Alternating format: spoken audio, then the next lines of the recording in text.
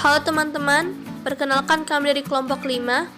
Kami di sini akan mempresentasikan mengenai analisis musik sipatokaan dan alat musik kolintang. Dengan anggota kelompok Jennifer Manopo, Niwayan Anggreni, Putu Sinta Pramesti, Ninyoman Bella, Sansai Kawet, dan Brian Panggalo. Saya di sini akan menjelaskan mengenai pengertian lagu sipatokaan dan sejarah sipatokaan.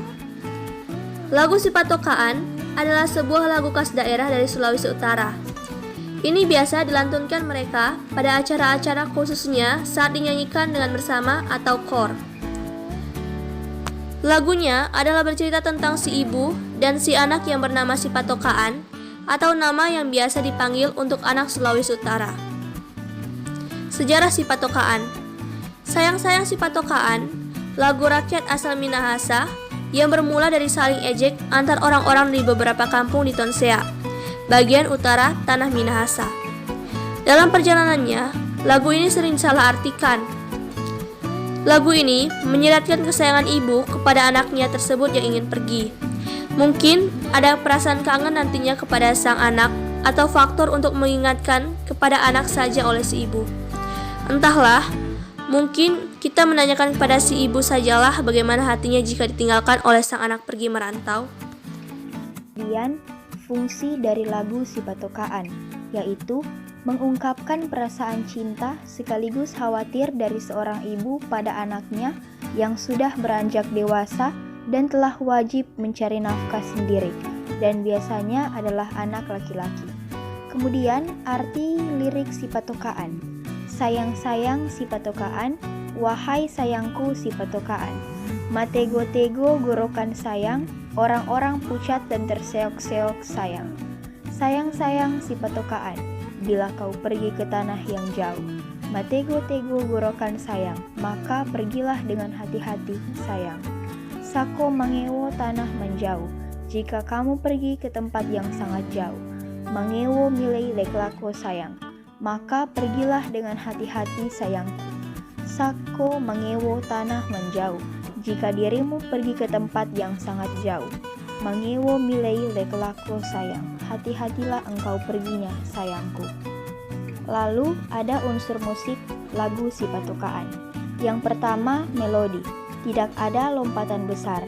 Melodi pada ayat pertama adalah pengulangan. Yang kedua, ritme, yaitu konsisten dan tidak rumit. Yang ketiga, birama. Lagu ini berbirama 2/4 dan dinyanyikan dengan tempo agak cepat atau allegro dan bertangga nada diatonik. Yang keempat, nada, yaitu nada dasar C. Yang kelima, harmoni, yaitu akord berulang tetapi berbeda dari bait pertama ke bait kedua. Yang keenam, tempo, yaitu allegretto. Yang ketujuh, dinamika, yaitu medium dan tidak berubah. Dan yang kedelapan atau yang terakhir adalah timbre, nyanyiannya bernada tinggi. Pesan moral lagu sipatokaan. 1. Rasa kasih sayang seorang ibu kepada anaknya takkan pernah mati sepanjang masa. Kedua, pentingnya pendidikan yang menjadikan seorang anak bisa menjadi seorang manusia dewasa, mandiri, dan tidak manja.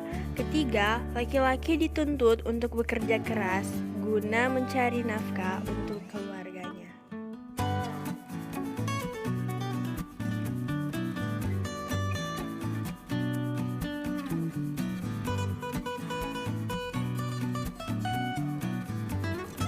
Alat musik kolintang. Sejarah kolintang. Kolintang adalah alat musik yang terdiri dari barisan gong kecil yang diletakkan mendatar. Di Indonesia, kolintang dikenal sebagai alat musik perkusi bernada kayu yang berasal dari daerah Minahasa, Sulawesi Utara.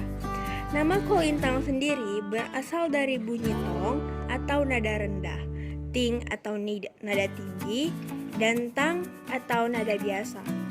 Alat musik kolintang pada awalnya hanya terdiri dari beberapa potong kayu yang diletakkan berjajar di atas kedua kaki lurus ke depan.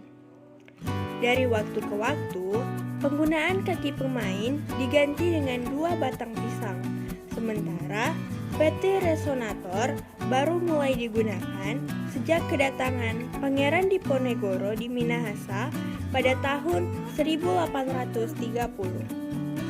Ada banyak sekali perubahan dalam melodi, jarak, nada, bahkan alat pengiringnya.